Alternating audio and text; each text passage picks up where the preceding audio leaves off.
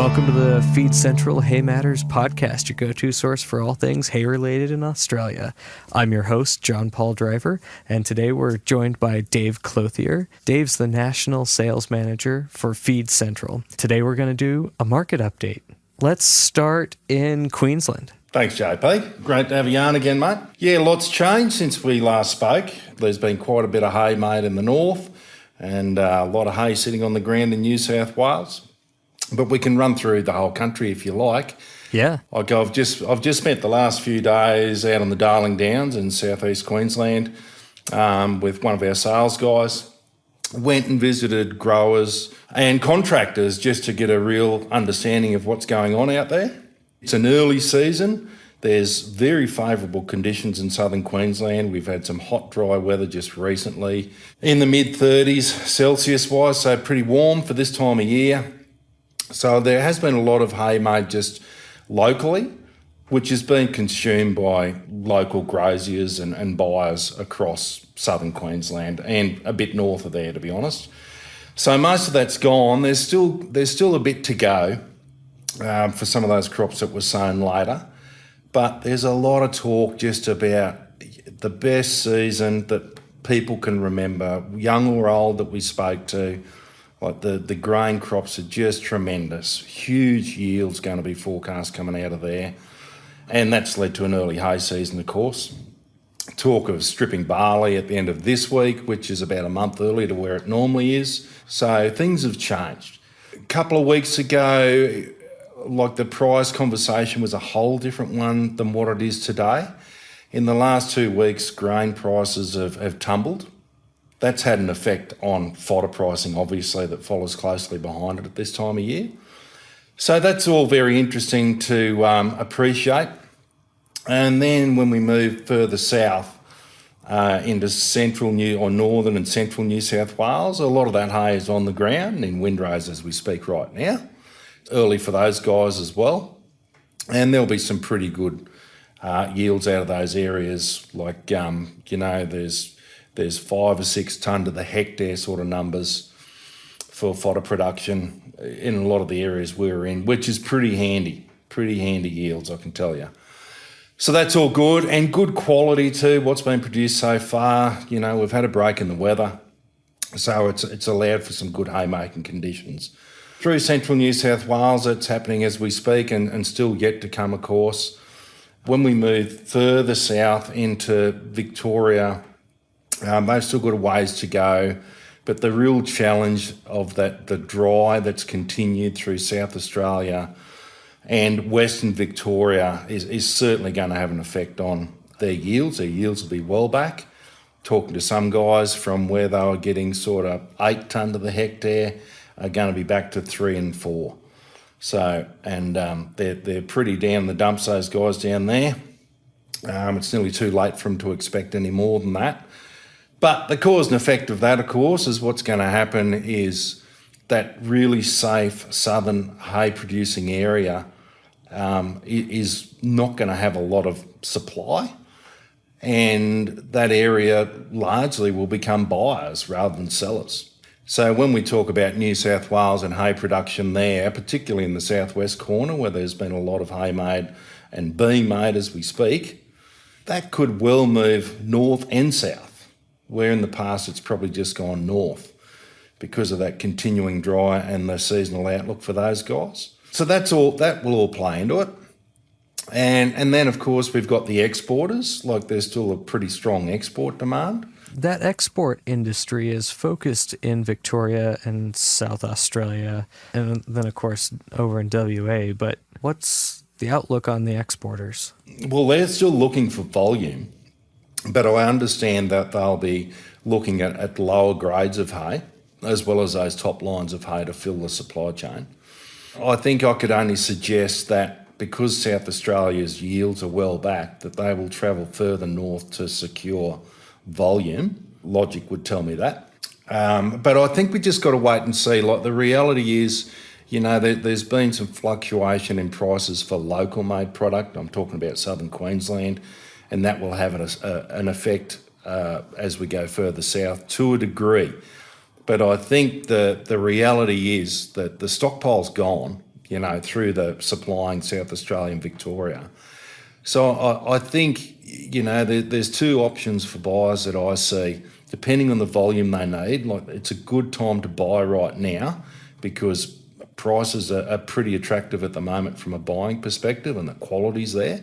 But I don't think the prices will truly stabilise until we understand what that national stockpile looks like, which will be towards the end of October and the start of November. The stockpile's largely gone. That's the big one. Although people might travel around and see hay sitting in sheds, like, they need to appreciate that that's already contracted, whether it be exported or domestically. It's secured. What can transpire between here and November on quality, we'll just have to wait and see how the season plays out and what weather effects happen across certain areas. But we've sort of seen over recent times that all grades of hay are selling, which is really exciting. And we've got a really strong message, particularly to our growers, that there's a real need to fill the sheds, because the reality is, the haymaking season is really spread over 90 days, but our livestock are eating 365 days of the year, so we just need to take the blinkers off and think about it a bit more. Another conversation we're having with growers is just talking about bale weights and the advantages of moving over distances. High bale weights can generally attract a higher ex-farm price because we're getting maximum loads, and over distance, both buyer and seller are winners. Okay, a question on grain versus hay. I'm sitting in the US looking at terrible grain prices. Absolutely terrible. What's the sentiment among those producers that have the option? Well, it depends. If we're talking about up where I'm living in Southern Queensland, like, the window to make that call on hay versus grain is just about shut. Mm-hmm. It's over. So they've pretty much done the job. When we get down into New South Wales and below, like, they are hedging their bets. They've still got some time to make some decisions which way they're going to go. Grain right now has come back considerably, and fodder production is certainly will yield a higher return. There's no doubt about that. In light of that, we just need to be careful. The one thing that I'm telling growers, if they've got sheds, fill them. Anything outside the sheds is a bit of their own risk, because we haven't got a crystal ball. We can't tell what's going to happen. But the fact that the stockpile is just about depleted means we need a lot of hay made. And if we talk about demand really quickly, because this is the one a lot of people aren't aware of, like, we've got a record number of cattle again on feed. Every month it's a new record. So I've got 1.4 million on feed right now, and expansion's still going on. And with grain prices coming down, feeding cattle is going to be very attractive. And that's nothing but music to our ears in the fodder industry, because while they're feeding those numbers of cattle, they need hay. So that's one. And our beef herd is pretty stable. It's back about 1%, which is nothing really.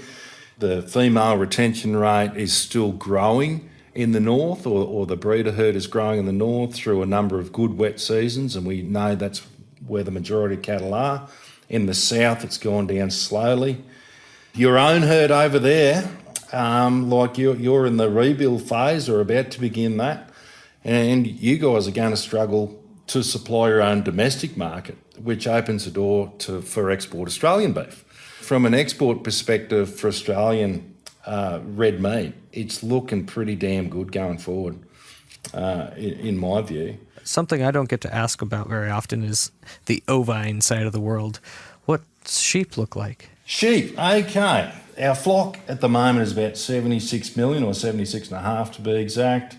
It's back about 3% over the national flock, that is. But lamb production has actually gone up 9%, interestingly enough. Mutton's gone up by about 3%. And the forecast for the rest of the year and going into 25 is the flock's going to stabilise to remain above the 10-year average. So it's pretty healthy in that field as well. And then to dairy. Dairy milk production is slightly lower than last year.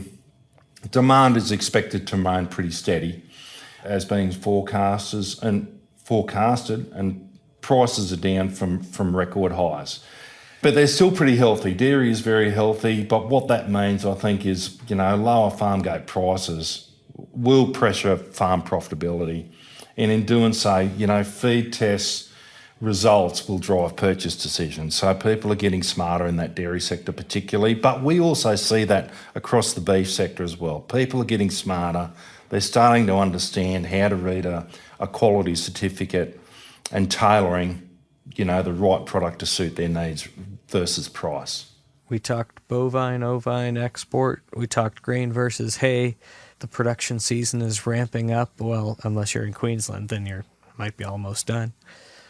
This actually feels optimistic. There's demand.